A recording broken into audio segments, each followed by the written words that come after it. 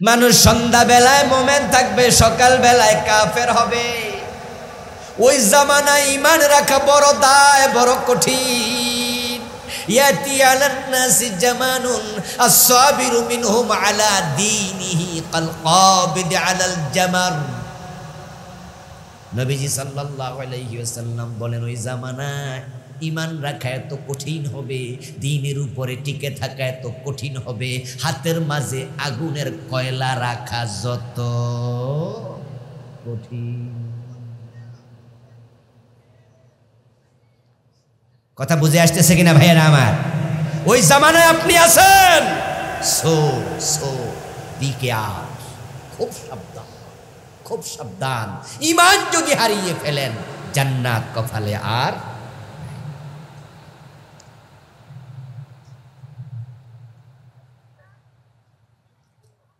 ইব্রাহিম আলাইহিস সালামের মতো এত বড় নবী, উনার বাবা আজর জাহান্নামী হবে, সন্তান নবী বাবার কোনো উপকার করতে পারবেন না, কারণ আজর ছিল মুশরিক। নূহ আলাইহিস সালাম এত বড় নবী, নিজের ছেলে কেনান হবে জাহান্নামী, কারণ কেনান ছিল কাফের। নবী হইয়াও ছেলের কোন উপকার করতে পারবেন না। আর দুনিয়ায় তো পারে না, আখেরাতে তো পরে। আখেরাত তো এমন জায়গা যেখানে আল্লাহর নবীরা পর্যন্ত ইয়া নাফসি করবে, কঠিন জায়গা। দুনিয়ায় তো পারে নাই।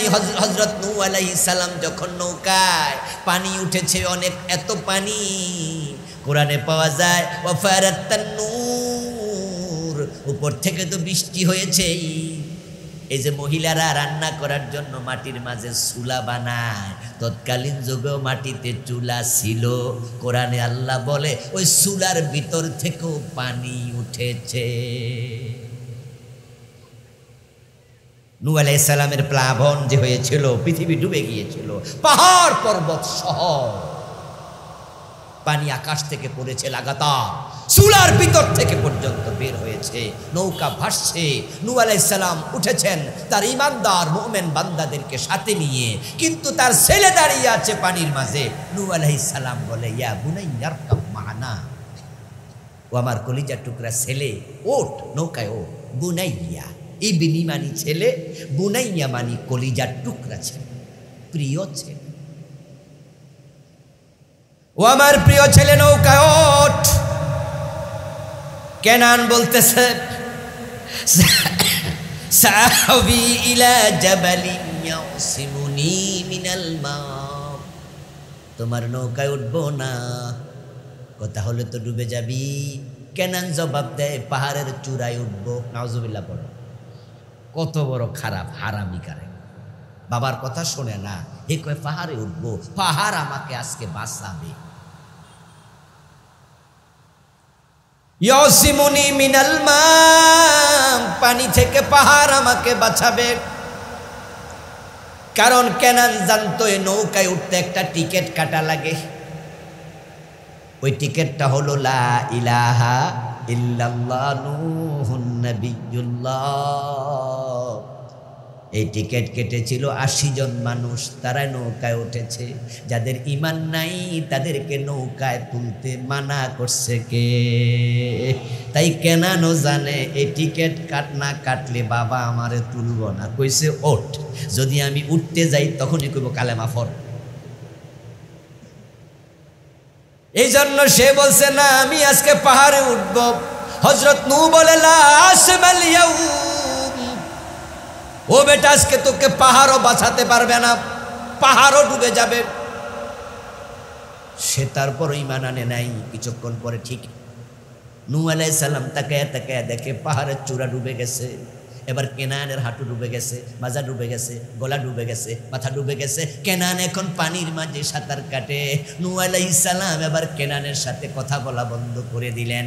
এবার তিনি আল্লাহর সাথে কথা বলা শুরু করলেন।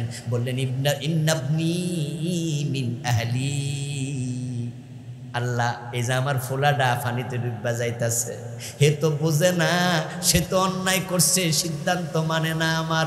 আল্লাহ তুমি তো রহমান, আমার ছেলেটারে তুমি বাঁচাও। আল্লাহর সাথে সাথে ধমক মারছে, এই নূহ লাইসা মিন আহলি, সে তোর ছেলে দূরের কথা, আমি আল্লাহ ঘোষণা করছি তার সাথে তোর পরিবারের কোনো সম্পর্ক নাই। কোরআনের আয়াত, কোরআনের আয়াত। ও নূহ, তুমি বলতেছো তোমার ছেলে, আর আমি আল্লাহ বলি সে তোমার পরিবারের কেউ না। নূহ আলাইহিস সালাম দেখলেন উনার চোখের সামনে উনার ছেলে কেনান পানিতে ডুবে মরে গেল, বাঁচাইতে পারলেন না। তো দুনিয়াতে বাঁচানো গেল না, আখিরাতে জাহান্নাম থেকে বাঁচাবে কেমনে? সেই বাঁচবে যার ঈমান আছে, আজর বাঁচবে না, মুশরিক জাহান্নামী। রাসূলের চাচা আবু তালেব বাঁচবে না, জাহান্নামী। হযরত নূহের ছেলে কেনান জান্নাত পাবে না, জাহান্নামী। কিন্তু বেলালের দিকে তাকাও, দুনিয়ায় থাকতে বেলাল জান্নাতি।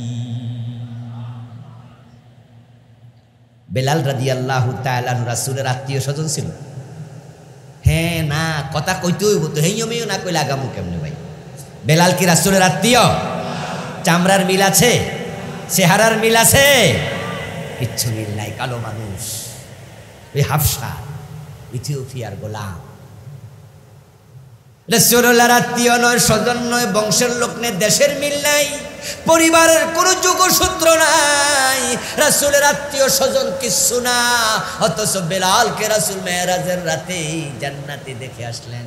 ফিরে এসে বলেন, বেলাল, আমি মেরাজের রাতে জান্নাতে ঢুকেছি, আমার আগে আগে তোমার পায়ের শব্দ শুনেছি। আওয়াজ দিয়ে বলুন তো, বেলালের ঈমান আমল আছে না না? তাহলে ঈমান আমল থাকলে নবীর ছেলে মেয়ে হওয়া লাগে না। আল্লাহ কয়, আমি ওয়াদা দিলাম, কানাত লাহুম জান্নাতুল ফিরদাউসি নুজুলা। সূরা বুরুজের 11 নম্বর আয়াত, ইন্নাল্লাযীনা আমানু ওয়া আমিলুস সালিহাতি লাহুম জান্নাতুন তাজরি মিন তাহতিহাল আনহার যালিকাল ফাওজুল কবীর। এভাবে আল্লাহ তাআলা অনেকগুলো আয়াত বলছে যে ঈমান আনবে, নেক আমল করবে, আমি আল্লাহ তার জন্যই জান্নাত বানাইছি। এবার আপনাদের এলেমটা আমি আর একটু ফোক্ত করতে চাই, আমার সাথে একটু জবাব দেন। জান্নাতে যাওয়ার শর্ত কয়টা? সবাই বলেন, কয় শর্ত? দুটা। দুটা শর্ত। এক নাম্বার ঈমান, বলুন এক নাম্বার। দ্বিতীয় নাম্বার আমল, নেক আমল। দ্বিতীয়টা কি? নেক আমল। ঈমানদার দাবি করে অথচ নামাজ পড়ে না, এমন লোক আছে না নাই? তাহলে শর্তকে দুইটা মানলো না, একটা। অথচ আল্লাহ শর্ত দিছেন কয়টা? মনে রাখবেন, আল্লাহ ডিসকাউন্ট দেন না। আপনি নামাজ না পড়া জান্নাতের স্বপ্ন দেখবেন, কোনো লাভ নাই। আপনি সুদ খাবেন, আপনি গোশ খাবেন, আপনি নিজের মেয়েকে বোরকা ছাড়া স্কুলে কলেজে পাঠাবেন, আপনি রমজানে রোজা ভাঙবেন, আপনি ফরকে ঠকাবেন, ওজনে কম দিয়ে মালে বেজাল দিয়ে প্রতারিত করবেন মানুষকে। মা মরছে, বাপ মরছে 10 বছর 7 বছর, বোনের হক দেয় না, ভাই হইয়া জালেম হইয়া বোনেরটাও খায় নিজেরটাও খায়, এমন জালেম ভাই আছে না নাই? আপনি জান্নাতের আশা করছেন? ফানুস ফানুস ফানুস। জান্নাতে যাওয়ার জন্য দুটি শর্ত, ঈমান এবং নেক আমল। ঈমান এবং নেক আমল দুটাকে শর্ত আল্লাহ দিছেন। ডিসকাউন্ট খুঁজেন না, বাংলাদেশের লোকেরে এই ডিসকাউন্টে ডুবাই দিছে। এরা ডিসকাউন্ট চাইতে চাইতে দাম আর একটু কম দেন, পারে না ভাই আমার এক দোকানে এক দামের দোকান, লেখা আছে না এক দর, পারে মিয়া আমনে তো লেখছেন আমনে কমান। এরকম দামাদামি করতে করতে বাটা দোকানও দামাদামি শুরু। বিশ্বাসই করে না। কয়দিন আগে একজন আমারে কইতেছে, আমি বললাম যেটা দাম কত? কত টাকা? আমি বললাম আরে মিয়া এত টাকা। এক দামে বেচতে পারো না, হ্যাঁ বেশি দামাদামি করার জন্য বাধ্য করো। কই হুজুর দামাদামি করুন সুন্নত। আমি কি বাবা এই আমল তো আমি শুনি না, আর আজকে এলেম নিলাম তোমার দামাদামি সুন্নত। তুমি কই পাইছো, কোন হাদিসে পাইছো? অভ্যাস তো খারাপ হয়েছে, হে আমারে সুন্নত শিখেছে, দামাদামি করো না সুন্নত। দামাদামি করলে সুবিধা কি? ঠকানো যায়। ঠকানো যায় মানে আগে বোঝে যে দেখি কি অবস্থা, সুরত বুঝা দাম চাওয়া যায়। 100 টাকার 1000 টাকা চায়, এমন দোকানও আছে না? না দোকানদার আছে কিনা যে দেখি কত নিচাই। মহিলা মানুষ পাইলে সারছে কাম। 500 টাকার শাড়ি 2500 টাকা চাই। এখন আপনি কেমনে কম করবেন, কত কম করবেন? এর মানে হচ্ছে ঠকানোর সুযোগ আছে। আর যদি গায়ে লেখা থাকে এক দর এত টাকা, তাহলে শিক্ষিতর কাছে যা, মূর্খের কাছে যা, পুরুষের কাছে যা, মহিলার কাছে যা, কেউ সেখানে প্রতারিত হওয়ার সম্ভাবনা নাই। প্রতারণার সুযোগ দেয়া ভালো নয়। দামাদামি না জায়েজ নয়, জায়েজ, কিন্তু সুন্নাত বলার কোনো সুযোগ নাই। আমার প্রিয় ভাই, বলছিলাম ডিসকাউন্ট আমাদেরকে শেষ করে দিছে। এখন আমরা জান্নাতে যাওয়ার জন্য ডিসকাউন্ট চাই। এই মিয়া নামাজে আসো না, জান্নাতে যাইবে না? এলাকার মুরব্বী জিগা যুবকের, যুবক জবাব দে হুজুর কি যে কোন, এটা তো আগে ফাইনাল কইরা রাখছি। জান্নাতের ব্যাপারে কোনো টেনশন নাই, ওখানে যাব নিশ্চিত। কই কেমনে কি বুঝলাম না, তুমি তো জুমার নামাজও পড়ো না। পিছল খাইয়া পড়লো পশ্চিম দিকে, কাইতুয়ে দক্ষিণ দিকে। আপনারা বলুন তো, জুমাটা পর্যন্ত পড়ে না এমন জালেম কি আপনাদের এলাকায় দু একটা নাই? জুমার নামাজ পড়ে, অথচ ওরে জিগায়েন বেহেশতে যাই মানি, মুস্কি হাসি দিয়া কইব জামু মানি।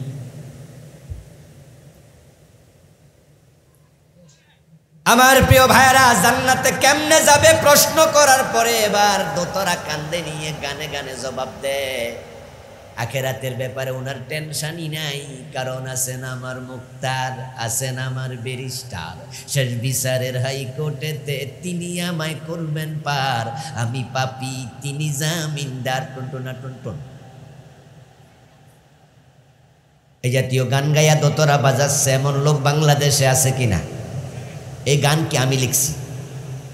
লেখকও আছে, গায়কও আছে, এবং ভরসা করে আছে পীরের উপর। উনি থেকে আখেরাতে তোরাইয়া নেবে। আল্লাহ যেদিন আদালতে আখেরাতে হাকিম হয়ে বসবেন, সেদিন তার উকিল ব্যারিস্টার মুক্তার তার পীর সাহেব ওরা তোরাইয়া নেবে। এজন্যই তো ওই ভণ্ড পীরের মুরিদগুলো আল্লাহকে সেজদা দেয়া বাদ দিয়া পীরের পায়ে সেজদা দেয়া শুরু করেছে। পীর সাহেব হুজুর খুশি হইলে আখেরাতে তোরাইয়া নিয়ে যায়।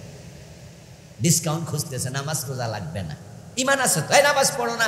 হুজুর নামাজ না পড়লে কি হয়েছে? ইমান শক্ত, ইমান শক্ত। আল্লাহ যা বলেন সেটাই চূড়ান্ত, ডিসকাউন্ট খুঁজবেন না। কিন্তু ভালো করে শুনবেন, ভালো করে শুনবেন। হুজুর ফরজ কয়টা বলেন? মুখ ধুইলেন, হাত ধুইলেন, মাথা মাসে পড়লেন, পা ধুইলেন না। পা না ধুইয়ে নামাজ পড়লে সওয়াব হবে 70%, ঠিক না? 50% হবে। 3টা যে মানছেন, ডিসকাউন্ট চলে না, চাইরি মানি চাই। নামাজের মাঝে আরকান হাকাম 13 ফরজ, 12 ফরজ মানলেন, 12টা মানলেন, একটা মানলেন না, ওই নামাজ হবে তো? কিছু তো হবে। ডিসকাউন্ট চলে না, 13 মানি 13।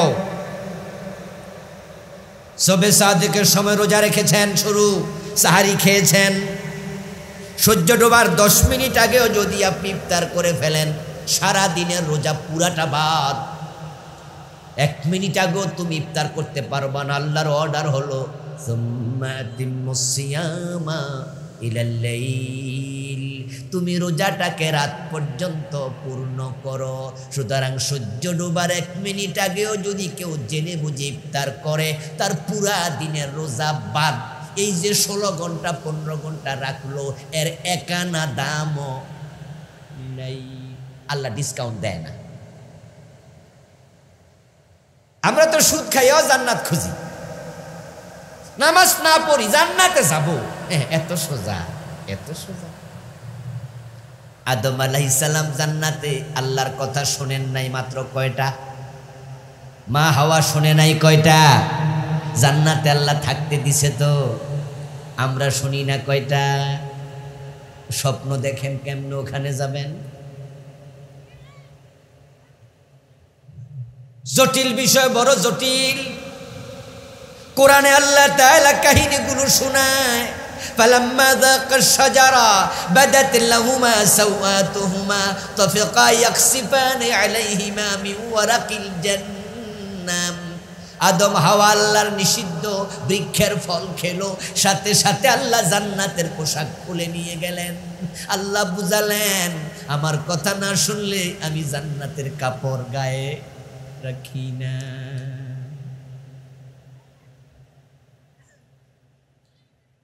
তারপর দুইজন রব্বানা যালামনা আনফুসানা কান্নাকাটি কইরা তওবা করলেন। করার পর আল্লাহ কয়, জান্নাত থেকে বেরিয়ে যাও, এখানে থাকতে পারবা না।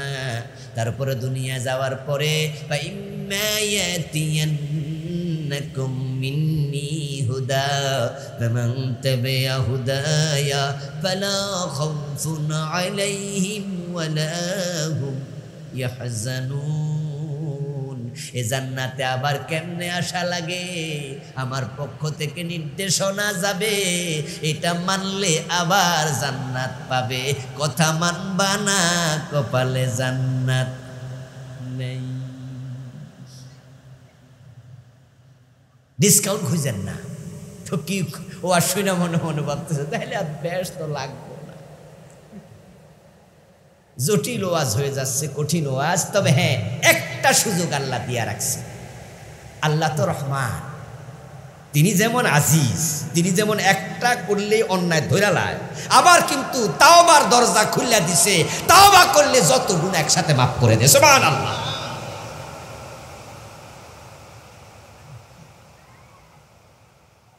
এমন একটা দরজা বানাইছে, এটার নাম বাবু তাওবা, তাওবার দরজা। এটা যেদিন খুলছে সেদিন থেকে আজ পর্যন্ত এক সেকেন্ডের জন্য বন্ধ করেন নাই। একবারে কিয়ামত পর্যন্ত খোলা থাকবে, পশ্চিম দিকে সূর্য ওঠা পর্যন্ত খোলা। বরং যে ব্যক্তি গুনাহ করার পরে তাওবা করে, আল্লাহ কোরআনে কয়, উলাইকা ইউবাদদিলুল্লাহু সাইয়্যাতিহিম হাসানাত। তাওবাকারীকে আমি শুধু ক্ষমা করি না, যে পরিমাণ গুনাহ ছিল তাওবা করলে গুনাহটারেও আমি সওয়াব বানিয়ে দেই। তাহলে যারা সুদ খাচ্ছেন তারা কি সুদ খাইতে খাইতে মরে যাবেন না তাওবা করবেন? কয় না রে, পাবলিক কথা কয় না। কি সুদ খাইতে খাইতে মরে যাবেন না তাওবা দরকার? যারা ঘুষ খাচ্ছেন তাওবা দরকার। ওজনে কম দেন, মালে বেজাল দেন, তাওবা দরকার আছে না নাই? ওই যে বনির জমি এখনো ধরে রাখছেন, ফিরাইয়া দেন, ফিরাইয়া দেন। তাওবা করেন। তাওবা মানে কি জানেননি? তাওবা মানে আতুবু ইলাইক, এটা শুধু না, এটা তাওবার শব্দ। মূল তাওবা হচ্ছে যে অপরাধ করছেন সেটা ছেড়ে দিতে হবে। ঈমান হলো জান্নাতে যাওয়ার প্রথম শর্ত। এবার আসুন, আমরা তো ঈমান নিয়ে মরতে চাই। ঈমান নিয়ে যারা মরতে চান তারা তিনটি কাজ করবেন না। তিন কাজ করলে ঈমান থাকে না। 1 নাম্বার কুফর, 2 নাম্বার শিরিক, 3 নাম্বার নেফাকে ইতিকাদি। আমার সামনে আছেন এখানে MA pass, BA pass, engineer, doctor, মাদ্রাসায় জীবনে পড়েন নাই এমন লোক এখানে আছে না? আছেন। আচ্ছা, আপনাদের পক্ষে কি মাদ্রাসায় পড়ে আমাদের মতো এরকম মাওলানা হওয়া সবাই বয়সে কুলাইব? সবার পক্ষে সম্ভব? কিন্তু জান্নাতে যাওয়া তো লাগবো। জান্নাতে যেতে হলে এলেম অর্জন করা সবার জন্য ফরজ। কি ঠিক না? তলাবুল ইলমি ফরিদা আলা কুল্লি মুসলিম। এখানে কোনো ছাড় নাই।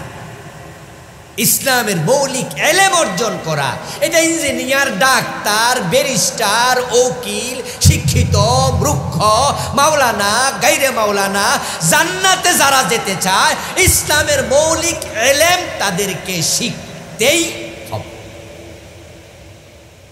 যে তিনটা কাজ করলে ঈমান ভেঙে যায়, আপনি যদি না জানেন, ঈমান গোপনে ভেঙে যাওয়ার সম্ভাবনা আছে না নাই? আছে। আপনারা গ্রামের মানুষ, আমিও গ্রামের মানুষ, এখন শহরে থাকি। আর গ্রামের মানুষেরা ক্ষেতের মাঝে কীট পতঙ্গ, পোকা মাকড় হলে ওগুলো মারার জন্য বাজার থেকে ঔষধ আনে, কীটনাশক এনে পানির সাথে মিশাইয়া ক্ষেতের মাঝে স্প্রে করে না ভাই? ওই কীটনাশক ওষুধটা যখন বাড়িতে আনে তখন এটা কিন্তু ছোট পোলাপান বাসায় থাকলে টেবিলের উপর রাখে না, এটা দূরে রাখে, কারণ ভাবে ফোলানি আবার সিরাপ মনে করে। যেই বাচ্চা কীটনাশক বোঝে নাই, এটাকে সিরাপ মনে করে খেয়ে ফেললো, না যাই না খাওয়ার কারণে তার কোনো অসুবিধা হবে না, ঠিক না? অসুবিধা হবে? তাহলে কোনটা শিরিক, কোনটা কুফর, কোনটা নেফাক আপনি জানেন না, না যাই না করলেও ঈমান চলে যাবে।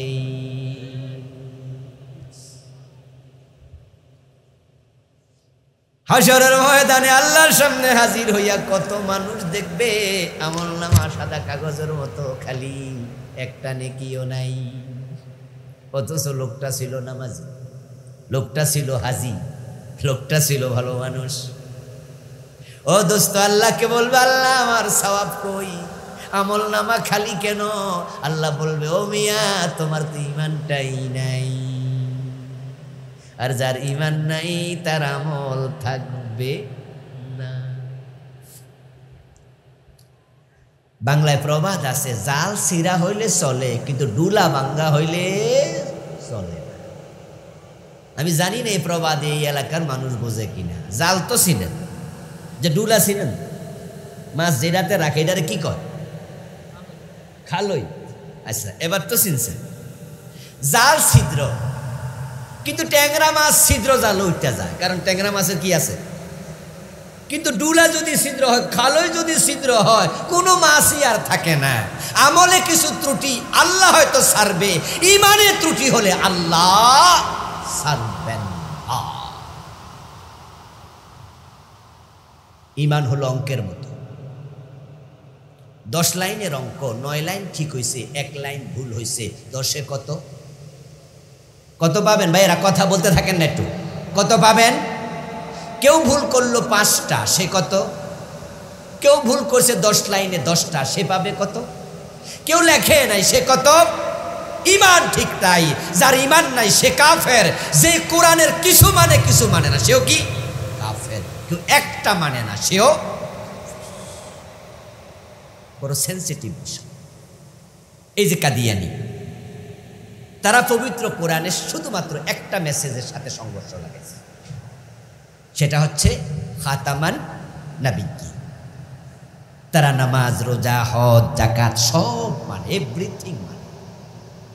এবং আপনার পাশে দাঁড়িয়ে কোনো কাদিয়ানি যদি নামাজ পড়ে, তা শুরু থেকে নামাজের শেষ পর্যন্ত আপনি ভাবতেও পারবেন না লোকটা কাদিয়ানি। কারণ তার কিয়াম, কুউদ, রুকু, সেজদা, তিলাওয়াত সব আপনার সাথে 100-100 মিলে যাবে। কারণ সে যে নবী মুহাম্মদকে শেষ নবী মানে না, এটা কি নামাজে বোঝা যায়? বোঝা যায় না, এটা তো অন্তরের ব্যাপার। ঈমান কই থাকে? অন্তরে। ও দোস্ত, কাদিয়ানি আল্লাহর একটা আইন মানে নাই, একটা বিধান মানে নাই। প্রিয় নবী শেষ নবী, তারা কাফের হয়ে গেল, বাকিটা মাইনাও লাভ নাই। এবার বলুন তো, ইবলিস শয়তান মোমেন না কাফের? সে আল্লাহর কয়টা আইন মানে নাই? আল্লাহ বলছে আদম রে সেজদা করো, সে বলছে না। ঈমান আছে না গেছে? আল্লাহ কই সুর ধরে হাত কাটো, এই আইন কোরআনে আছে কিনা? 54 বছরে কয়জন সুরের হাত কাটছেন? কেন হাত কাটবেন? বাংলাদেশে তো সুর নাই, যা আছে সব ডাকাই। কারণ প্রধানমন্ত্রী তো বলছে ওনার বাড়ির ফিয়ন কত কোটি টাকার মালিক।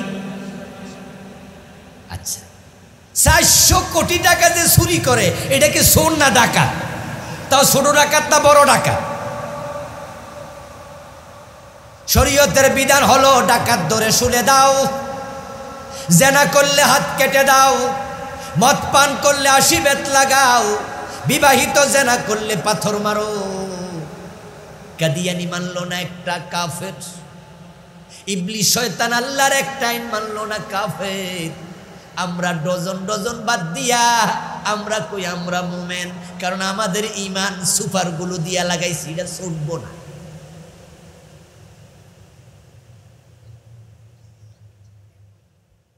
ও দোস্ত, আল্লাহর সামনে হাজির হওয়ার পর আল্লাহ যখন বলবে তুইও তো মুশরিক, তুইও তো কাফের, জাহান্নামে যা, তখন সেদিন আফসোস করে বলবেন, কি বলবেন সেটাও কোরআনে আল্লাহ বলে। তখন মানুষ বলবে ওয়ালাউ আন্না লানা কাররাতান ফানাকুনা মিনাল মুমিনিন, ও আল্লাহ আমাকে দুনিয়া একটা বারের জন্য পাঠাও, আমি মুমিন হয়ে ফিরতে চাই।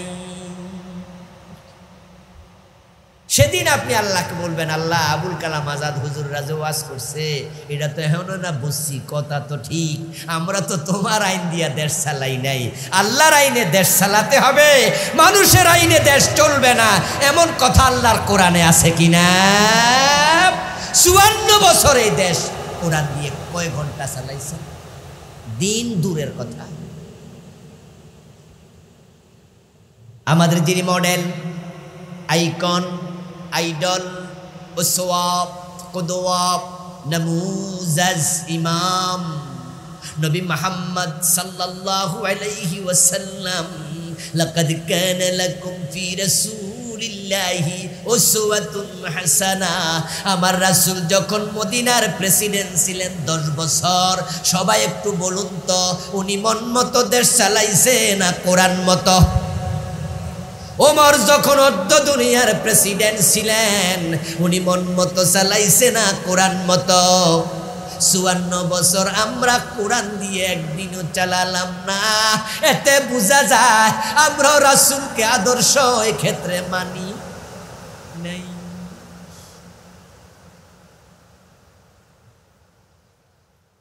যদি আপনি মুমিন হয়ে মরতে চান, ঈমান আপনি বুঝুন, কুফরি করলে ঈমান যায়। কুফরিটা কি? এই যে 1 নাম্বার কুফর, 2 নাম্বার শিরিক, 3 নাম্বার নেফাক, এই 3 কাজ করলে ঈমান থাকে না। কুফরি হলো ঈমানের বিপরীত, আর ঈমান হলো এ কোরআন। বিসমিল্লাহর বা থেকে মিনাল জিন্নাতি ওয়ান নাসের সিন পর্যন্ত যত বিধান আছে সব একসাথেই মানতেই, এবং মানার নিয়মটা হলো নাকে রশি ঢুকানো উটের মতো। মানার নিয়ম রাসূল শিখাচ্ছে। এই যে মাত্র বললাম নাকে রশি ঢুকানো ওট, এটা আমার কথা না, قال رسول الله صلى الله عليه وسلم المؤمن كالجمل الأنف حيثما قيد انقاد। আমার নবী বলে যখন তুমি মুমিন হবে তখন হবে ওই উটের মতো, যে উটের নাকের ভিতরে মালিক রশি ঢুকাইছে, টান দিতে দেরি, কদম দিতে দেরি করে না। ঈমান যখন আনবা, কালেমা যখন পড়বা, কোরআন হাদিসে যা আছে মানতে 1 সেকেন্ড দেরি করা যাবে না।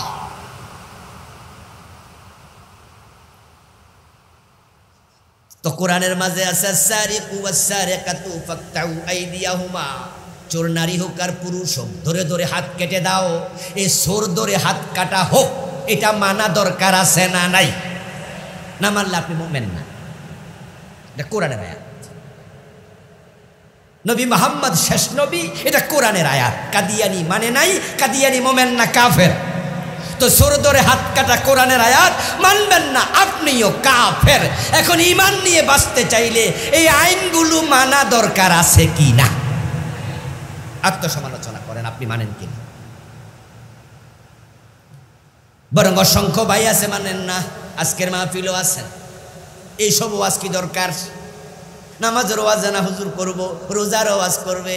ও দোস্ত, ইসলামের কিছু মানবা না, সুবিধাবাদ জিন্দাবাদে মোমেন হওয়া যায় না।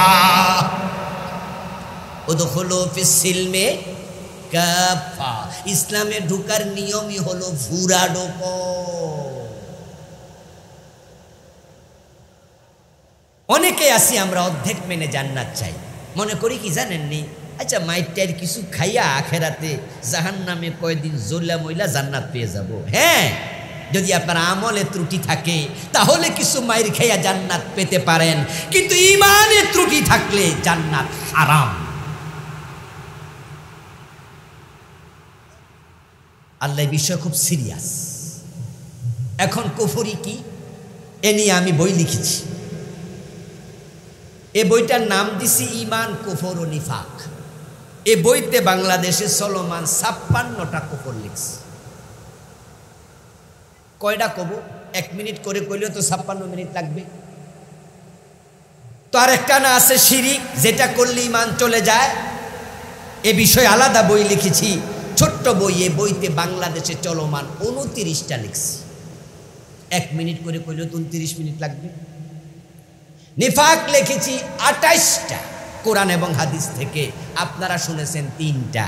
কথা বললে মিথ্যা বলবে, ওয়াদা করলে খেলাফ করবে, আমানত রাখলে খেয়ানত করবে। এগুলো ছোট্ট ছোট্ট নিফাক, ঈমান যায় না। কিন্তু এমন নেফাক আছে যেটা অন্তরে থাকতে আব্দুল্লাহ ইবনে উবাইর সাথে জাহান্নামী হবেন। এই দেশের অসংখ্য লোক খবরই রাখেন। কেমনে খবর রাখবে? এ কোরআন তো সিলেবাসে নাই। হতবাগা জাতি। এই দেশে এসএসসিতে 200 ইংরেজি, 200 অঙ্ক, 200 বাংলা, বিজ্ঞান বিভাগে 300 নম্বর বিজ্ঞান, আছে আরো কত সাবজেক্ট। কিন্তু আল্লাহর কোরআনটা 100 নাম্বার করা যেত, হাদিস 100 করা যেত। তারা প্রাইমারি তো ঢুকায় নাই, হাই স্কুলও ঢুকায় নাই, বিশ্ববিদ্যালয় ঢুকায় নাই, এমএ পাস করেছে, ডাক্তার হয়েছে। আল্লাহর কোরআনের অর্থ জানা দূরের কথা, দেখে দেখেও পড়তে পারে না, এমন সিলেবাস বানাইছে হতবাগার দল। হতবাগার দল। এই যে আমার সামনে বসে আছেন, কয়জনে পারেন বিশুদ্ধ কোরআন তেলাওয়াত? অথচ আপনিও তো matric pass, IA pass, BA pass. কেন পারবেন না? একটা মানুষ যখন ডাক্তার হয় সে কি পরিমাণ বই পড়া লাগে আপনি ভাবতে পারছেন? ইঞ্জিনিয়ার যারা হয় কি পরিমাণ ইংরেজি বই পড়ে। ক্লাস 1 থেকে কামেল আপনার মাস্টার্স পর্যন্ত যতগুলো বই পড়ে এমএ পাস করে, সবগুলা বই যদি জমা করে একটার উপর একটা রাখে মাথা পার হয়ে যাবে। এত বই পড়ে এমএ পাস করলো। আরে ছোট্ট কোরআন 7 বছরের বাচ্চা 30 পারার হাফেজ হয়ে যায়, অন্ধ বেড়াও হাফেজ হয়ে যায়। আর তুমি এমএ পাস, হাফেজ দূরের কথা, তুমি দেখে দেখে পড়তে পারো না। এমন সিলেবাস বানাইছে, এই সিলেবাস ডাস্টবিনে নিক্ষেপ করা দরকার।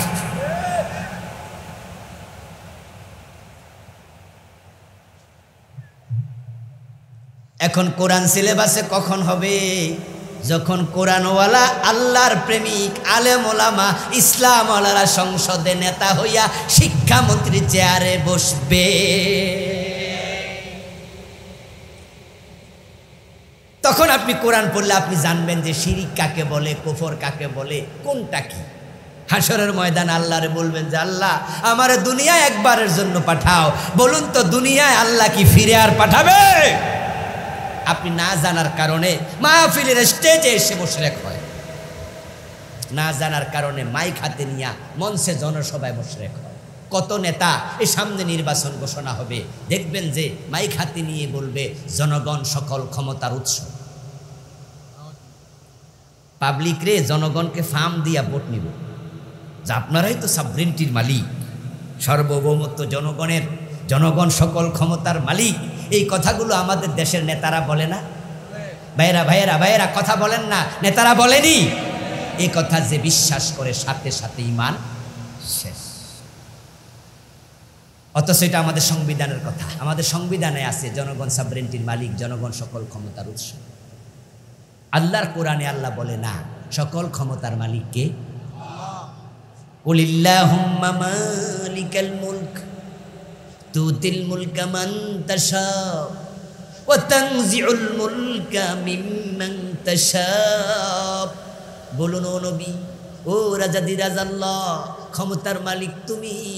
তুমি যাকে চাও ক্ষমতা দাও, যাকে চাও ক্ষমতা থেকে সরায়া দিল্লিতে দাদার বাড়ি ফাটাইয়া দাও। যারা 15টা বছর ক্ষমতায় ছিল, আচ্ছা 5 তারিখে সইরা যাবো, এটা কি কল্পনা করছিল? আমনেরা করছিলেন কল্পনা? আরে ভাই, সালমান প্রমাণও ভাবে নাই। ভাবলে কিন্তু হেলিকপ্টার লইয়া ওই দিনে যাইতো গা, পরের দিনে দাড়ি কামান লাগতো। কারণ সালমান রহমান একা একটা হেলিকপ্টার নিয়ে পালিয়ে যাওয়ার মতো টাকা পয়সা উনার নাই। আরে ব্যক্তিগত হেলিকপ্টার তো আছে, গেল না কেন? কারণ 5 তারিখে ক্ষমতা থেকে সরে যাবে, এটা তারা হয়তো ভাবেন নাই। ক্ষমতার মালিক জনগণ না, এই শিরকি কথা কইেন না। তাবারাকাল্লাযী বিয়াদিহিল মুলক, রাজত্বের মালিক আল্লাহ। তিনি চাইলে 1 সেকেন্ডে সাজানো বাগান তছনছ করে দেন। ফেরাউনের মতো লোকটারে পানি সুবাই চালার কতক্ষণ লাগছে? সামান্য জায়গায় পানি সুবাইছে। শুধু পানিতে সুবায় নাই, তার লাশটা আজ পর্যন্ত পৌঁছতে দেয় নাই। 3100 বছর লোহিত সাগরের পানির মাঝে বাসমান ছিল, 3100 বছর। কোরআনে আল্লাহ বলেন, ইয়াউমা নুনাজ্জিকা বিবাদানিকা লিতাকুনা লিমান খালফাকা আয়া। ও ফেরাউন, তোরে পানিতে চুবাবো, ডুবায়া মারবো, তবে তোর দেহ পচতে দেব না, গলতে দেব না, হাঙ্গর তিমিকে খাইতে দেব না। তোর দেহ আমি রেখে দেব, পরবর্তী লোকেরা দেখে শিক্ষা নেবে ক্ষমতার মালিককে। শুনে শুনে না, তোরে দেখে দেখে শিখবে।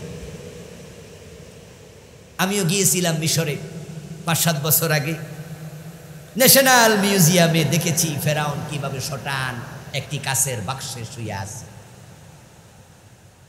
আমার প্রিয় ভাইয়েরা, আল্লাহ যখন ফেরাউনকে পানিতে ডুবা, আপনাদের কাছে একটু জানতে চাইবো, যা জানেন তা বলুন তো, ফেরাউন তখন ঘুমন্ত ছিল না সজাগ ছিল? একা ছিল না সৈন্য সাথে ছিল? পদত্যাগ করছিল না ক্ষমতায় ছিল?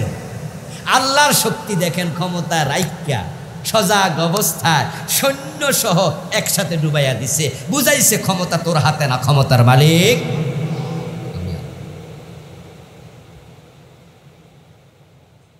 সরকার তো ঘোষণা করছিল ভিশন 2041, 2041 ঘোষণা করে নাই? আর ওয়াকার যাইয়া কয় 41 সন না, 41 ঘন্টাও নাই ম্যাডাম, আছে 45 মিনিট। কি আজিব, কি আজিব! একজনকে আল্লাহ কেমনে সরাইলো? রান্না করা খাবার খাবে, সুযোগটাও আর। আবার ডক্টর ইউনুস মিয়া, যে কত 5-7 বছর কোর্টে হাজিরা দেয়া নিয়ে টেনশনে অস্থির, ওই বেটারে আল্লাহ ধইরা বড় চেয়ারে বসাইয়া দিল। 5 তারিখের আগে বেটা তো স্বপ্নেও পাবে নাই এত বড় চেয়ারে বউ। আপনারা তো শিক্ষিত মানুষ, আপনারা তো বাস্তবতা বুঝেন। ডক্টর ইউনুস যদি কিছু কল্পনা করে থাকে, সেটা ভাবছিল আল্লাহ জানে জেল যে কত বছর। ওর বিরুদ্ধে মামলা যেগুলো ছিল, এগুলো একটুকু একটুকু না বড় বড়, একটা কোটি, 100 কোটি টাকা, 1000 কোটি টাকার মামলা। এই কথা বলবেন না। যে কয়টা মামলা দিছে, যদি প্রতিটা 10-20 বছর জেল হয়, তাও তো 250 বছর জেল খাটবে। আর আল্লাহ বলে না, ক্ষমতার মালিক আমি, আমি যাকে চাই রাখি, যাকে চাই সরাইয়া দেই। সুতরাং আজ থেকে এই কথা যারা বলেছেন তাওবা করেন। এখন থেকে জনগণ ক্ষমতার উৎস বলবেন না, বলবেন যে ক্ষমতার মালিক কে। আমরা ক্ষমতা কার কাছে চাইব? রাসূল নিজে চাইছে কার কাছে? হিজরতের পথে ওয়াজআলনি মিল্লাদুনকা সুলতানান নাসিরা। রাসূল মদিনায় যাওয়ার সময় বলে, আল্লাহ আমার রাষ্ট্র ক্ষমতা দেও। প্রিয় ভাইয়েরা, কিছুদিন পরে হিন্দুদের দুর্গা পূজা আসবে। একদল মুসলমানের সন্তান আবার দুর্গা পূজার সময় উলালে কাফের হবে, মুশরিক হবে। উলালে উলাল শব্দটা বুঝেন কিনা জানি না, সেটা হলো মানে না বুঝা লাফাইব। ছাগলের 3টা বাচ্চা যদি হয় তাহলে ছাগলের ওলানে বাঁট আছে 2টা, তো 2টা দুধ খাইয়া লাফায় আর একটা, তো আমাদের কুমিল্লা কয় যে 2টা খাইয়া লাফায় আর একটা উলালে লাফায়। হিন্দুরা দুর্গা পূজা করুক, এটা তাদের ব্যাপার, আমরা বাধা দেব না, বাধা দিতে ইসলাম বলেনি। ইন্ডিয়ার হিন্দুরা গরু জবাই করলে মানা করে, গরু জবাইয়ের অপরাধে মুসলমান হত্যা করে, তারা বাবরি মসজিদ ভেঙেছে, তারা উগ্র, আর আমরা আলেমরা কোনোদিন মন্দির ভাঙতে বলি না, বলি না, বলি না। ইসলাম আমাদেরকে উগ্রতার শিক্ষা দেন না। হিন্দুদের মূর্তি পূজা ওরা করুক, কিন্তু আপনি উলালে মুশরিক হন। কারণটা কি? সে কারণ হলো একটা স্লোগান। ওই স্লোগানটা আজ থেকে 20 বছর পিছনে যান, পাবেন না। আর এখন এটা আমাদের পাঠ্যপুস্তকের অংশ। প্রাইমারির সিলেবাসে ওই নাস্তিকতাবাদী শিরকি স্লোগান ঢুকিয়েছে, সেটা হচ্ছে ধর্ম যার যার, উৎসব সবার। ডিরেক্ট ঈমান শেষ আপনার। আপনি জানেন না যে আপনি বেঈমান হয়েছেন। আল্লাহর কাছে গেলে আপনি সেদিন টের পাবেন আবুল কালাম আজাদরা ঠিক বলেছেন। এ বইতে 29টা লিখছি, কয়টা আর বলবো, বাকিগুলো ওই ড্রাইভারের কাছে আছে, যাওয়ার সময় বই নেবেন, পড়বেন, মানুষকে পড়াবেন। মনে মনে বলছেন ধর্ম যার যার, উৎসব সবার, এটা বললে শিরিক হবে কেন, কুফরি হবে কেন? কারণ আপনার স্লোগানটা আল্লাহর কোরআনের একবারে উল্টা। কোরআনের স্লোগান হলো লাকুম দীনুকুম ওয়ালিয়া দীন। বাংলা অর্থ হলো তোমার ধর্ম তোমার, আমার ধর্ম আমার, দুইটা এক না আলাদা। ভাই কথা বলেন না, এক না আলাদা? তাহলে স্লোগান তো হবে ধর্ম যার, উৎসব তার। হতভাগা মুসলমান, হিন্দুদের কয়টা ভোট খাওয়ার লাইগা এই স্লোগান বাংলাদেশে ঢুকাইছে। এমনি নাচনেওয়ালি আর ওদের ঢোলে বাড়ি। এমনি হিন্দুদের এমন মন্দির আছে যে মন্দিরে মুসলমানের পোলাপানের ধাক্কায় বাতাসা খাইয়ালায়, কাইরা খাইয়ালায় তাদের প্রসাদ। এবং হিন্দুদের মন্দিরে দুর্গা পূজার সময় এমনও হবে হিন্দুর চেয়ে মুসলমান বেশি ভিড় জমাচ্ছে। আবার যখন এটাকে স্লোগান বানাইয়া দিছে, পোলাপান আরো দল বাইন্দা যাচ্ছে, গিয়ে হাততালি দেয়, আনন্দ করে। অথচ হিন্দুদের মূর্তি পূজা এটা জায়েজ না হারাম? এটা কি শিরিক নয়? যারা মূর্তি পূজা করে তারা জান্নাতে যাচ্ছে না জাহান্নামে? তো জাহান্নামের কাজকে তুমি সাপোর্ট করো কেমনে, প্রমোট করো কেমনে? হিন্দুদের মূর্তি পূজা তাদের আনন্দের অনুষ্ঠান। আচ্ছা, আমাদের কোরবানির ঈদ কি আমাদের আনন্দের অনুষ্ঠান না? আচ্ছা, আপনাদের এলাকায় কেমনে গরু জবে করেন দেখতে কয়জন হিন্দু আইছে কোরবানির ঈদে? এই কথা বলে না কেন ভাই? আইছে কোনোদিন? তো তারা যদি না আইয়ে তুমি যাও কেন?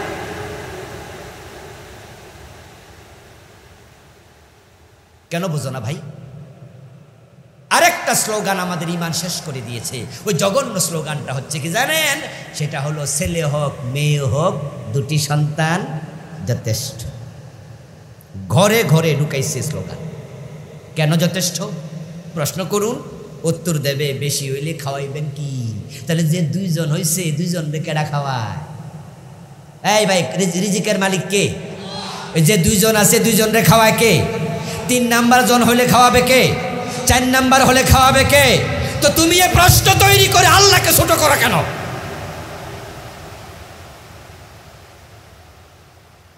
মুখ দিয়েছেন যিনি, আহার দেবেন তিনি। তুমি উসিলা ধরো, তুমি উসিলা ধরো। রাজ্জাক তুমি না, রাজ্জাক তো আল্লাহ। আল্লাহ চাইলে বড় গাছে ছোট ফল দেয়, ছোট গাছে বড় ফল দেয়। আমরা ছোটকালে পেয়ারা খেয়েছি, গাছে উঠে উঠে পেয়ারা ছিল ওটুকু, আর এখন পেয়ারার জন্য গাছে ওঠা লাগে না, গাছ হয়েছে ছোট, একটা হয়ে গেছে 1.5 কেজি।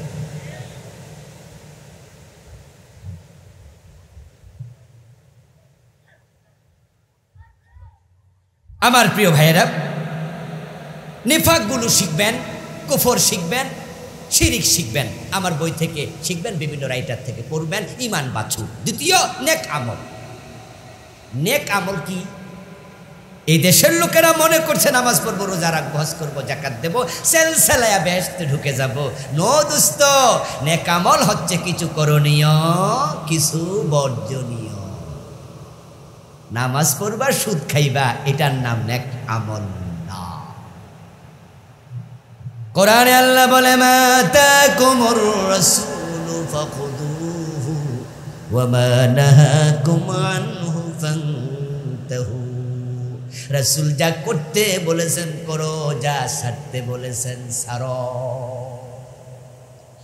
আপনাদের কাছে জানতে চাইবে, একটু জবাব দিন, রাসূল কি সুদ খাইতে কইছে না ছাড়তে কইছে? তো আপনি নামাজ পড়ে সুদ ছাড়লেন না, আপনি জান্নাত খুঁজছেন কেন? সুদ খেলে ৭৩টা গুনাহ, সবচেয়ে ছোটটা হলো নিজের মায়ের সাথে জানা। কত নিচে নামবেন? পতিতাও তো মায়ের সাথে জানা করে না, বাবা ছেলের সাথে করে না। قال رسول الله صلى الله عليه وسلم من أكل درهم ربا وهو يعلم أنه أشد من 36 زينة। নবীজি বলেন সুদ খেলে 1 টাকা সুদ খেলে আমল নামায় গুনাহ হবে 36 বার জেনা পরিমাণ। 1 টাকা সুদ খেলে 36 বার জেনা হয়। 100 টাকা সুদ খেলে 3600 বার জেনা হয়। 1000 টাকা সুদ খেলে 36,000 বার জেনা হয়। যে পরিমাণ জেনা কোনো পতিতা নারীও করতে বয়স পায় না। আর আপনি 1000 টাকা সুদ খাইয়া ইমাম সাহেবের পিছনে খাড়াইছেন, একবারে নামাজ পড়ে জান্নাতে চলে যাবেন। আপনি হজে যাইয়া মিনায় শয়তানরে পাথর মারেন, শয়তান তখন কয় দোস্ত তুইও মানলি, তুই তো আমার চেয়ে বড় শয়তান।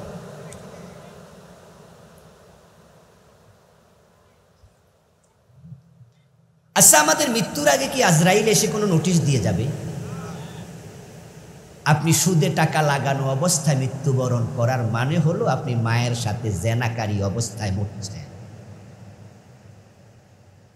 কিসের জান্নাত খোঁজেন? নেক আমল যদি করতে চান 2টি কাজ থেকে বিরত থাকেন, আমল বাঁচবে। একটা হলো হারাম ছেড়ে দেন, আরেকটা হলো বেদাতের সাথে সম্পর্ক রাখবেন না। এই 2টা ছেড়ে এবার আল্লাহর কথাগুলো মানতে থাকেন। হারাম খাবেন, আমল কবুল হওয়া বন্ধ। قال النبي صلى الله عليه وسلم من اشترى ثوبا ب10 دراهم درهم حرام لم يقبل الله له صلاته ما دام عليه। নবীজি বলেন, যে ব্যক্তি 10 দিরহাম দিয়ে একটি কাপড় কিনলো, 9 দিরহাম হালাল, 1 দিরহাম হারাম, ওই হারাম টাকা কাপড়ে ঢুকেছে, ওই কাপড় পরে নামাজ পড়লে 1 রাকাত আল্লাহ কবুল করবেন না। আরে 9 টাকা হালাল, 1 টাকা হারাম, তাই আল্লাহ কবুল করে না। আর যায় নামাজ কিনছে পুরাটাই গোশের টাকা, এইটার মাঝে খারাই নামাজ। সিনেমার নায়িকা হে উমরা হজে গেছে সিনেমার টাকা দিয়া। সুদী ব্যাংকের এমডি ডিরেক্টর, সুদী ব্যাংকের মালিক, হে বেড়া হজে গেছে পুরা সুদের টাকা দিয়ে।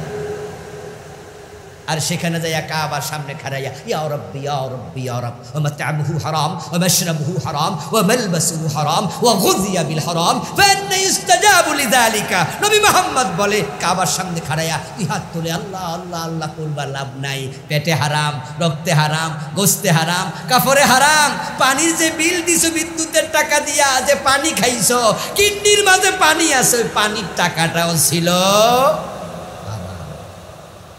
তুমি কাবার ভিতরে ঢুকে দোয়া করো, দোয়া কবুল হবে না।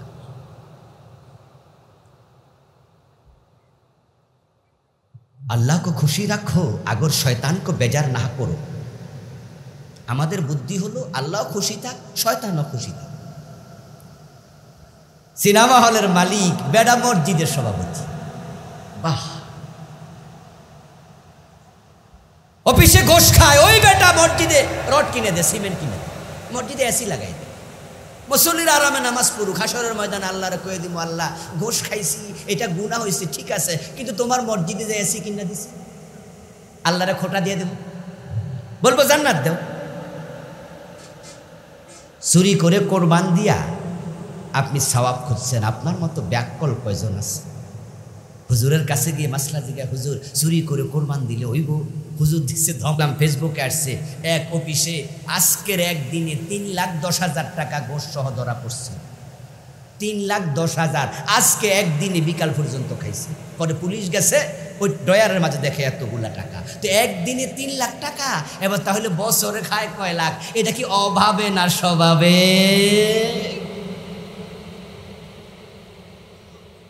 লিখছি এটার ভিতরে বেদাত 38 পর্যন্ত। পরে হয়তো আপনি ভাববেন যে আমিও তো করতেছি, আর যদি না করেন আলহামদুলিল্লাহ। যে কথাগুলো বললাম একটু শক্ত হলেও যদি আমরা আমল করার চিন্তা করি, সহজ করে দেবেন কে? আসুন না আমরা এগুলো মানি। আল্লাহ তৌফিক দান করুক, সবাই বলি আমিন। প্রিয় ভাইয়েরা, রাসূলুল্লাহ জীবনী নিয়ে লিখেছি, পরিবার নিয়ে লিখেছি, সালাত নিয়ে, মেরাজ নিয়ে 8টা বই আছে। যাওয়ার সময় নেবেন ড্রাইভার থেকে, আর আমরা সংক্ষেপে দোয়া করব। তার আগে মাহফিল কমিটি একটু সহযোগিতা চেয়েছেন, কিছু ভাই ভিতরে ঢুকতেছেন। আপনারা যে যা পারেন তাহলে একটু সহযোগিতার হাত বাড়াবেন। আর তাবারুকের ব্যবস্থা আছে আপনাদের জন্য, ওনারা ব্যবস্থা করেছেন তাবারকের, ইনশাআল্লাহ যাওয়ার সময় নিয়ে যাবেন। এই জন্য ধাক্কাধাক্কি করা লাগবে না। তাবারুক কি মুনাজাতের পরে দেবেন না মুনাজাত চলাকালে? চলাকালে না বালা? তাহলে সবাই বয়ে থাকবো, টানাটানি করতে পারবো না। এটা ভালো হয় না? এই না, মুনাজাত তো চললো, তাবারক দিয়ে দিল, এটা না বেশি সুবিধা। তো করেন। من يهد الله فلا مضل له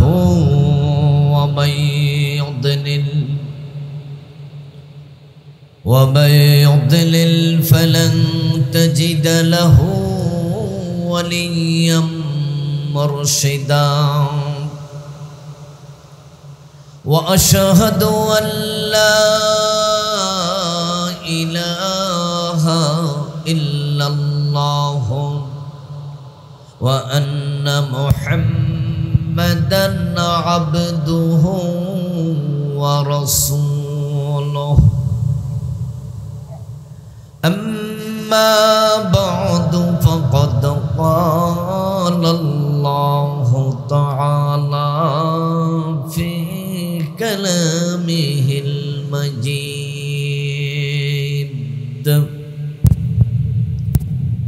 أعوذ بالله من الشيطان الرجيم بسم الله الرحمن الرحيم إن الذين آمنوا وعملوا الصالحات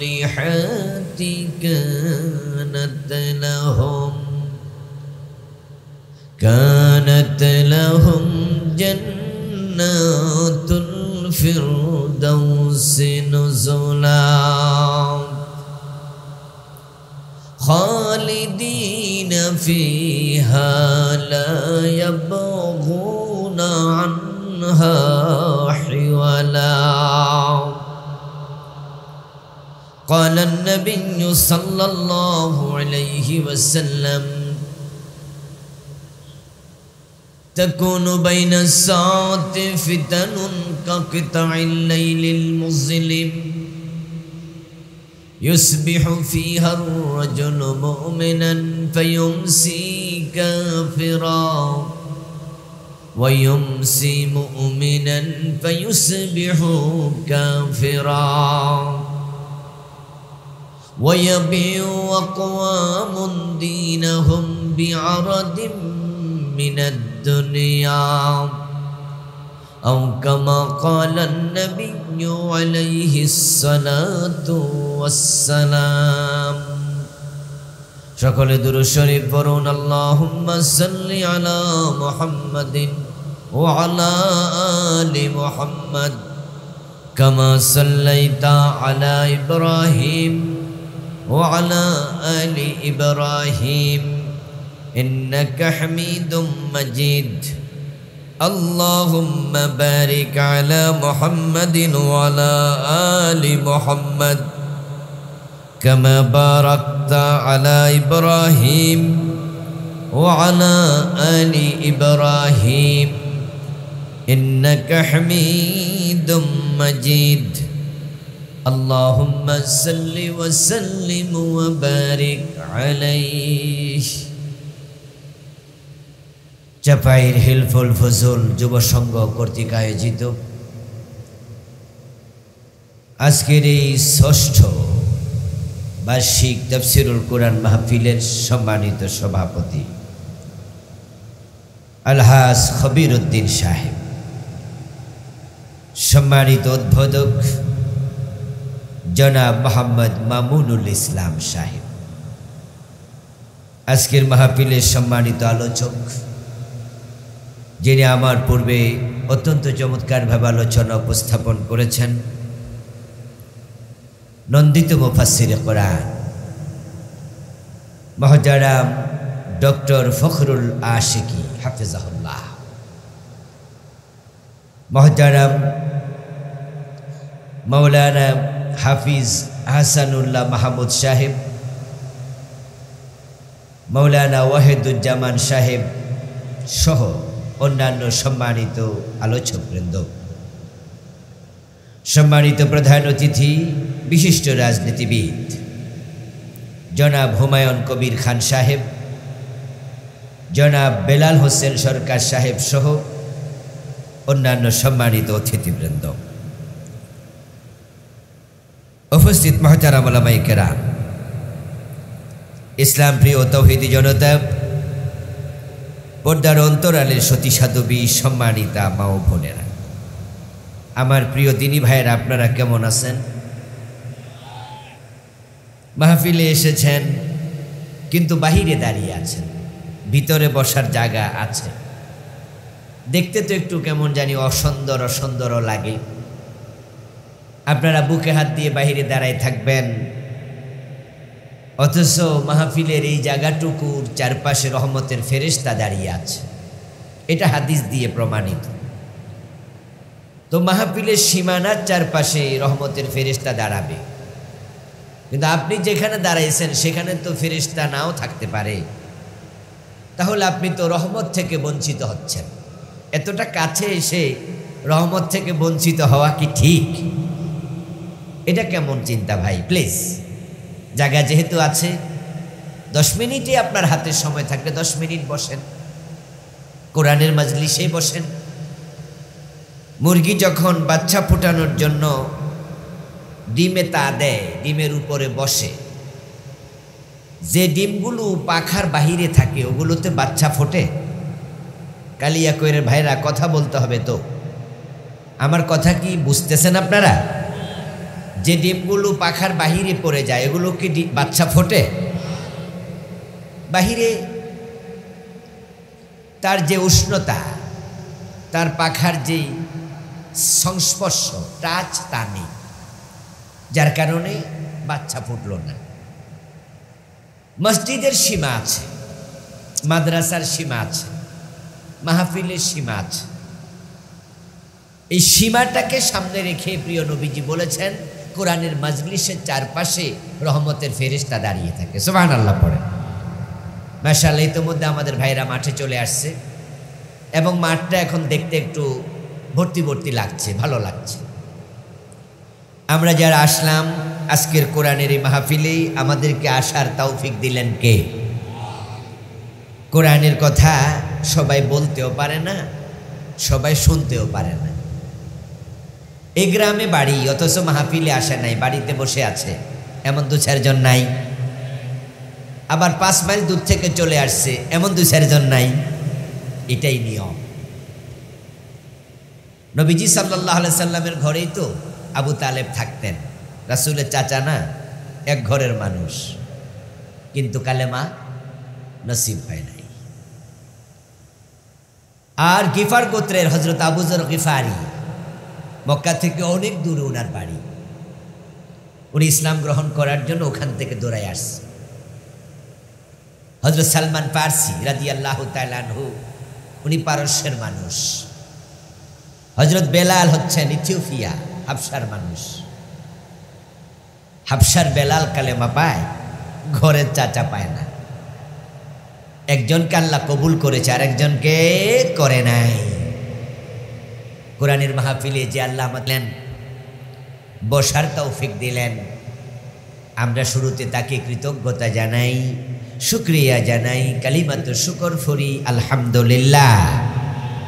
আমার দিনী ভাইরা, আমি আপনাদের সম্মুখে পবিত্র কোরআন মাজিদ থেকে সূরাতুল কাহাফের 107 এবং 108 দুটি আয়াতে কারিমা তিলাওয়াত করেছি। নবীজি সাল্লাল্লাহু আলাইহি ওয়াসাল্লামের পবিত্র মুখ অনুসৃত একটি ছোট্ট হাদিস পড়েছি। আজকের এই মাহফিলটা একদল যুবক তারা উদ্যোগ নিয়ে সাজিয়েছে, হিলফুল ফুজল যুব সংঘ। আমি মাহফিলের আয়োজক মেহেদি হাসান ভাই সহ হিলফুল ফুজুল যুব সংঘের সকল সদস্যদেরকে বলবো, আপনারাও কাজ না থাকলে মাহফিলে এসে বসে যান। অন্ধের হাতের মোমবাতি হবেন না। অন্ধ যদি রাস্তায় রাতের অন্ধকারে মোমবাতি হাতে নিয়ে দাঁড়িয়ে থাকে, মোমবাতির আলো অন্ধ পায় না চোখওয়ালা পায়? অথচ মোমবাতিটা কার হাতে? সে কিন্তু আলো পেল না, কারণ তার চোখে আলো পাওয়ার মতো সক্ষমতা নেই। আলো পেয়েছে আরেক চোখওয়ালা, অথচ তার হাতে মোমবাতি নাই। মাহফিলের আয়োজক আপনারা, অথচ শুধু শুধু বাহিরে দাঁড়িয়ে থাকবেন, আর মাঝখান দিয়া ওয়াজ শুনে উপকৃত হয়ে গেল আরেক বেডারা, ঠিক না? যারা আয়োজক না। এই জন্য আমি আয়োজকদেরকে বলবো, আপনারা ইয়াংরা যারা আছেন চলে আসুন। 2-4 জন থাকেন বাহিরে, ভাইদেরকে ভিতরে আসার জন্য ভলান্টিয়ার হিসাবে আপনারা সহযোগিতা করুন। প্রিয় দিনী ভাইয়ের, আসুন আমরা মূল ফোকাসে যেতে চাই। যে আয়াতে কারিমা তিলাওয়াত করলাম, যে হাদিস পড়লাম, এর আলোকে কিছু কথা বলবো ইনশাআল্লাহ। সূরাতুল কাহাফের 107 এবং 108 নম্বর আয়াতে আল্লাহ তাআলা মূলত দুটি শর্তে আমাদেরকে জান্নাত দেওয়ার ঘোষণা করেছেন।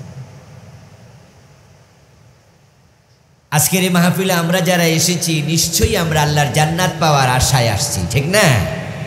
জান্নাতে যাওয়ার শখ আছে না সবার? হ্যাঁ, আমরা সবাই জান্নাতে যেতে চাই। তবে শখ থাকলে জান্নাত পাওয়া যায় না।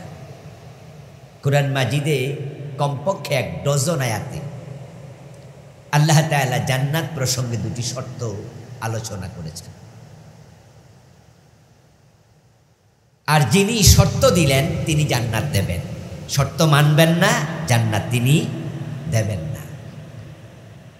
আরবি একটি মূলনীতি আছে, ইজা ফাতা শারতু ফাতাল মাশরুত। আপনাকে বলা হয়েছে তুমি অজু করো নামাজ পড়ার জন্য, অজু করবা না, নামাজ পড়লো নামাজ হবে না। নামাজের জন্য পবিত্রতা শর্ত। আল্লাহ তাআলা জান্নাত দেবেন দুটি শর্তে। এই দুটি শর্ত যদি আপনি পূর্ণ না করেন, আপনি জান্নাত পাবেন না। এ প্রসঙ্গে আয়াত আছে 12টার বেশি, আমি পড়েছি মাত্র 2টা। শর্ত না মেনে জান্নাত চায় সে বেকুফ। আমাদের বাংলাদেশে অধিকাংশ মানুষ জান্নাতে যাওয়ার শর্ত কি এটা জানেই না, মানা তো দূরের কথা। অথচ আমি বললাম যে আয়াত আছে 12টার বেশি। মাকে বিয়ে করা হারাম, এ প্রসঙ্গে আয়াত আছে মাত্র 1টা। আর আমরা এক আয়াতে পেয়ে কিন্তু আমরা কেউ মাকে বিয়ে করার চিন্তাও করি না, এটা হারাম। বোনকে বিয়ে করা হারাম, আয়াত আছে 1টা। আল্লাহ যদি কোনো কথা একবার বলে সেটাও চূড়ান্ত, 10 বার বলা লাগে না, একবার বললেই চলে। আর যদি বারবার বলে তাহলে বুঝতে হবে এটার গুরুত্ব অনেক বেশি। আমার প্রিয় ভাইয়েরা, জান্নাত পাওয়ার শখ আছে, স্বাদ আল্লাহ আছে, মন আছে, ইচ্ছাও আছে, কিন্তু আপনি শর্ত পূরণ করেন নাই, আল্লাহ আপনাকে জান্নাত দেবেন না। শখ থাকলে যদি জান্নাত পাওয়া যেত তাহলে বাংলাদেশের হিন্দুরাও জান্নাত পেত। কালিয়াকৈর বাজারে গেলে দেখবেন কত হিন্দু মরা বাবার ছবি তার দোকানের ওয়ালে টানাইয়া নিচে সুন্দর করে লিখে দিছে স্বর্গীয় দুলাল চন্দ্র দাস। আসেনি এমন? স্বর্গীয় সত্যেন্দ্রনাথ দত্ত। স্বর্গীয় মানে স্বর্গে যাবে না, গেছে। কথা কোন? স্বর্গীয় মানে কি যাবে না, গেছে গা? ও হিন্দু মিয়া তার বাবারে অলরেডি বেহেশতে ফাড়াই দিছে, আর আপনারা যাইবেন। আগ্রহ বেশি আমনের না হের। স্বর্গ আর জান্নাত এটা কি দুই জিনিস না এক জিনিস?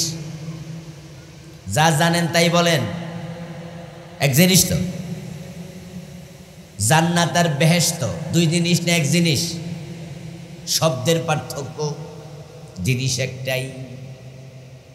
আমরা বলি আবু বকর জান্নাতি, হযরত ওমর বেহেশতি, তারা বলে দুলাল চন্দ্র ভৌমিক স্বর্গীয়।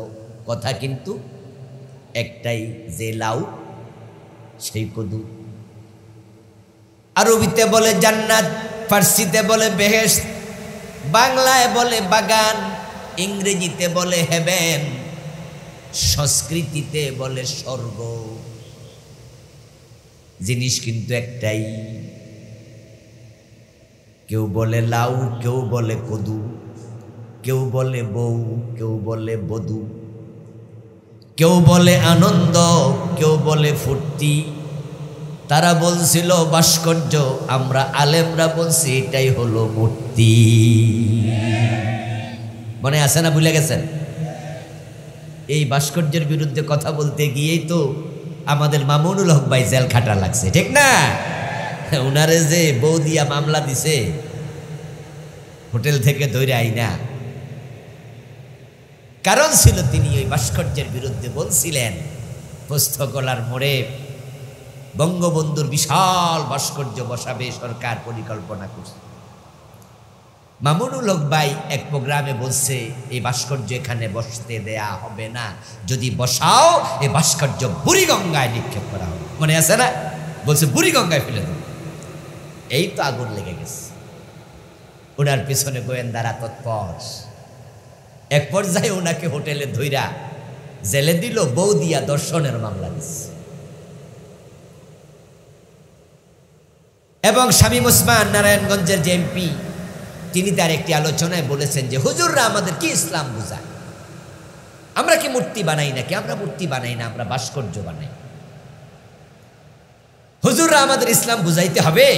কোরআন কি আমি পড়ি না? দিনে 2 বার কোরআন পড়ি, 22 বছর ধরে তাহাজ্জুদ ছাড়ি না, প্রতি রাতে 70-80 রাকাত তাহাজ্জুদ পড়ি। বলে নাই? আপনারা কি ভুলে গেছেন? মনে আছে না? আমরা বানিয়ে বলছি না, উনি বলেছেন যে হুজুররা আমাদের বুঝাইতে হবে না। উনারা মূর্তি বানায় না, ভাস্কর্য বানায়। এই চাচা আপনি সুদ খান কেন? চাচা কয় না হুজুর, তওবা তওবা তওবা, আমি সুদ খাই না। মানুষ যে কয়, মানুষও বোঝে না, আমি মুনাফা খাই। বাংলা খায় না, কিসে খায়? আরবিতে খায়, আরবি শব্দ দিয়া খায়। কেউ কেউ ইন্টারেস্ট খায়, ইংরেজিতে খায়। আশ্চর্য, শব্দ পরিবর্তন করে উনারা বলে ভাস্কর্য বানাচ্ছে, মূর্তি বানায় না। অন্দরে হাইকোর্ট দেখাইল বাবাকে উপরে রাখতে হবে, বাবার মূর্তি বানাতে হবে। তোমাদের বাবার সাথে আমাদের কোনো রকমের শত্রুতা নাই।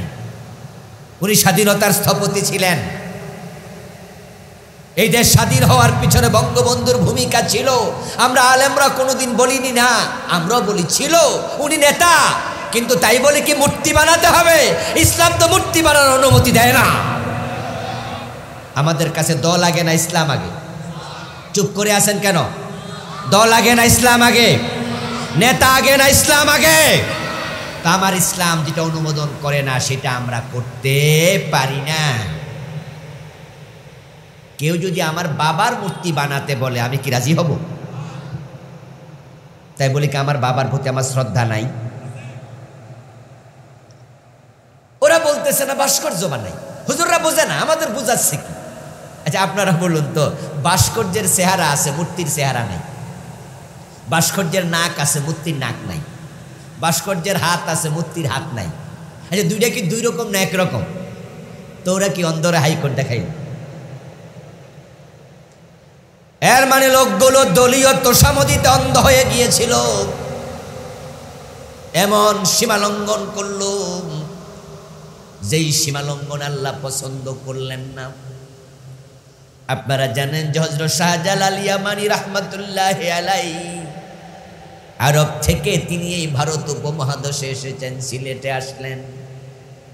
এমন সময় এসেছেন হাজার হাজার মাইল ফাড়ি দিয়া, যখন ঠেলা গাড়ির চাক্কাটাও আবিষ্কার হয় নাই। মানুষ যে যুগে পালকিতে চড়ত, ঘোড়ায় চড়ত, এমন যুগে তিনি এসে আরব থেকে ভারতে আসছেন যেই যুগে ইঞ্জিনের কোনো নৌকা আবিষ্কার হয় নাই। ডিঙ্গি নৌকায় ফাড়ি দিয়ে আরব সাগর পার হয়েছেন। এই বাংলাদেশে এসে হযরত শাহজালাল মূর্তি বানাইছে না মূর্তি ভাঙছে? আমরা কি শাহজালাল উত্তরসূরি নই? আমাদের জাতির পিতা ইব্রাহিম আলাইহিস সালাম উনি কি মূর্তি বানাইছে না ভাঙছে? আমাদের নবীজি মুহাম্মদ সাল্লাল্লাহু আলাইহি ওয়াসাল্লাম যখন মক্কা বিজয় হয়ে গেল, মক্কার ঘরের ভিতরে বাহিরে 360টা মূর্তি ছিল। আমার রাসূল মূর্তিগুলো রাখছেন না ভাঙছেন? তো বাংলাদেশ আপনারা কেন মূর্তি বানাইলেন? কোন দরকার ছিল? বরং পত্রিকায় দেখেছেন যে শুধু মূর্তি বানানোর পিছনে টাকা খরচ করেছে 4000 কোটি। ও দোস্ত আমার, এই যে বাড়াবাড়ি করছেন, বাড়াবাড়ি রেজাল্ট কিন্তু ভালো হয় না। শাহজালালের বাংলাকে আপনি মূর্তির বাংলায় পরিণত করবেন, আসমানের মালিক এটা হতে দেয় নাই। যার কারণে 5 তারিখে মূর্তি যা আছে সব ভাঙছে, গলায় রশি লাগাইছে, কোনোটার মাথায় উঠা প্রস্রাব করে দিয়েছে। করে নাই? ভিডিও দেখেন নাই? এই মুরব্বী মানুষটা, মরা মানুষটার মাথায় উঠে প্রস্রাব করা, এটা কি আমাদের কাছে পছন্দ হয়? আমরা কি এটা চাইছি? আমরা এটা চাই না, পছন্দ করি না। কিন্তু তোমরা বাড়াবাড়ি করেছো, আল্লাহর গজব আসছে। এটা গজব।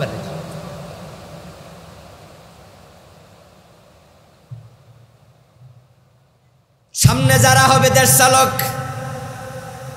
কে ক্ষমতায় আসে আমরা জানি না, তাদের জন্য এই ঘটনায় মেসেজ আছে, 5 তারিখের ঘটনায় মেসেজ আছে।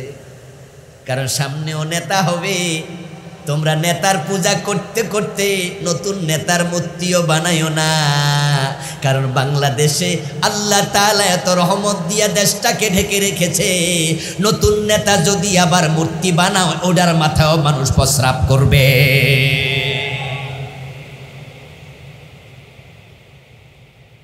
প্রসঙ্গ আসছে, একটু কথা স্মরণ করালাম। ফিরে যাই ওই দুলাল চন্দ্র ভৌমিকের কাছে। এই যে দোকানের মাঝে লিখলো স্বর্গীয় দুলাল চন্দ্র দাস, যতই লেখুক স্বর্গীয়, কোন হিন্দু কি স্বর্গে গেছে, বেহেশতে গেছে? কোন হিন্দু বেহেশতে যাবে? কারণ বেহেশতে যাওয়ার জন্য 2টি শর্ত আছে। ইন্নাল্লাযীনা আমানু ওয়া আমিলুস সালিহাত। 1 নাম্বার শর্ত ঈমান, দ্বিতীয় শর্ত হলো নেক আমল। হিন্দুদের কি ঈমান আছে? হিন্দুর যদি ঈমান না থাকে, হিন্দু জান্নাত পাবে না। ঠিক আপনার ব্যাপারে একই মাসালা, ঈমান যদি আপনার না থাকে, আপনিও জান্নাত পাবেন না। জান্নাতের 1 নাম্বার শর্তই হলো ঈমান থাকতেই। অনেকে মনে মনে ভাবছেন হুজুর ঈমান তো আমরার আছে, সে মুক্তবে কালেমা পড়ছি, ঈমান যায় কেমনে? ঈমান তো ছোটকালে কালেমা পড়ে এনেছি। আমি বলবো দোস্ত, কালেমা পড়লে যদি মুমিন হওয়া যেত, আব্দুল্লাহ ইবনে উবাই মুনাফিকদের নেতা কেমনে হতো? কারণ সে তো কালেমা পড়ছে বিশ্ব নবীর হাতে।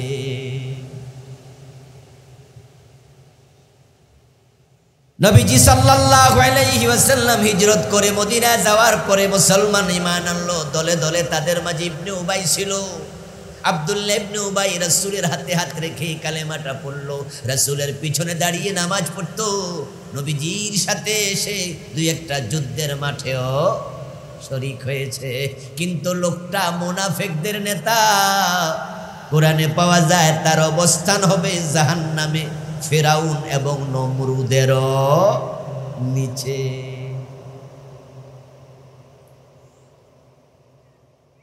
এই কোরআনের বঙ্গানুবাদ করার সময় গিরিশচন্দ্র সেন ফা'লাম আন্নাহু লা ইলাহা ইল্লাল্লাহ এই আয়াতের বঙ্গানুবাদ বাদ দেয় নাই, এটা অনুবাদ করেছে, এই আয়াত পড়েছে, এই আয়াত বলেছে, এই আয়াত লিখেছে, এটা গবেষণা করেছে। মুহাম্মাদুর রাসূলুল্লাহ ওয়াল্লাযীনা মাআহু আশিদ্দাউ আলাল কুফারি রুহামাউ বাইনাহুম, এই আয়াত বাদ দেয় নাই। নবী মুহাম্মদকে রাসূল বলেছে, আল্লাহ ছাড়া ইলাহ নাই, এটা লিখেছে বলেছে। কিন্তু গিরিশচন্দ্র সেন তাই বলে কি মুমিন? কালেমা পড়লে মুমিন নয়। ঈমান বুঝতে হবে কি জিনিস, কেমনে আনে তা জানতে হবে। আবার ঈমান আনার পরে ভেঙ্গে গেল কিনা, কোন কোন কারণে ঈমান ভাঙ্গে সেটাও শিখতেই।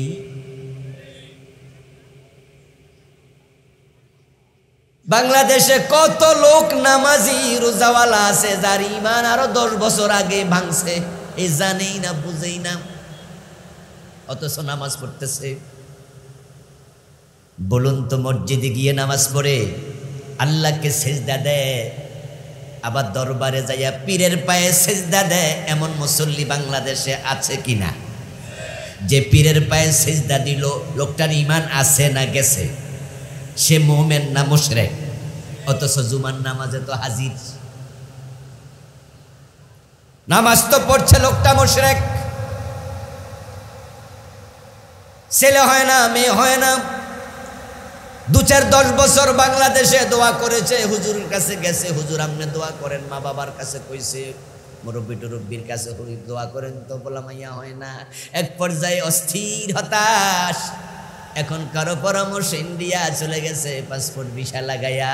তারপর খাজা বাবা আমার একটা ছেলে দাও, কেউ ফিরে না খালি হাতে, খাজা তোমার দরবারে। যে বেটা খাজা বাবার কাছে ছেলে চাইলো, সাথে সাথে ঈমান,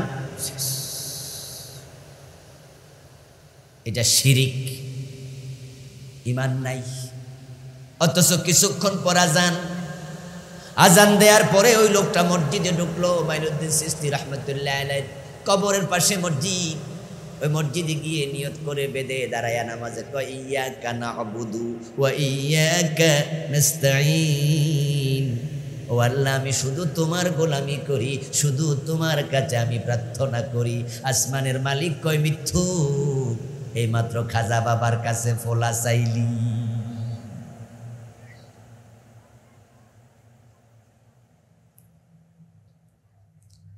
قال رسول الله صلى الله عليه وسلم يأتي على الناس زمان يجتمعون في المساجد ليس فيهم مؤمن। নবীজি বলছেন এমন একটা জামান আসবে যে জামানার মানুষগুলো মসজিদে জামাতের সাথে নামাজ পড়বে, কিন্তু একটারও ঈমান থাকবে না। ইমাম সাহেব বেঈমান, মুয়াজ্জিনও বেঈমান, কাফের, মুসল্লি সবগুলো কাফের, নামাজ পড়বে 5 ওয়াক্ত, একটারও ঈমান নাই। জান্নাতে যাওয়ার 1 নাম্বার শর্ত কি? সবাই বলেন, সবাই বলেন। এলেম বাড়িতে নেবেন, বুঝবেন।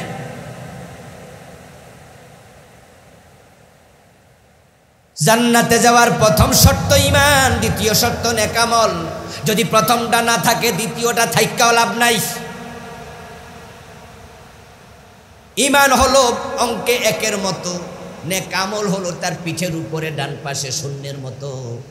1 যদি থাকে, শূন্য দেও 10 হবে, 2টি দেও 100 হবে, 3 শূন্য 1000 হবে, 5 শূন্য 1 লাখ হবে। কিন্তু 1 যদি মুছে দেন, শূন্যের দাম যার ইমান শেষ তার আমলের মূল্য আল্লাহর কাছে একা নাও নেই। এই জন্য ইমানটাকে শক্ত করে ধরো। এমন জামানা আসবে ইমামও কাফের, মুয়াজ্জিনও কাফের, মুসল্লি সব কাফের। রাসূলুল্লাহ বলতেছে এমন জামানা আসবে। আপনাদের কনসেপশনটা কি একটু শুনি। ওই জামানা আসবে না, এসে গেছে। ইয়েস, এসে গেছে। এই ভাইয়েরা, যুবকেরা বসে যান না, বসে যান, ওখানে বসে যান, বসে যান, বসে বসে মনোযোগ দিয়ে শুনেন, জরুরি কথাবার্তা চলছে।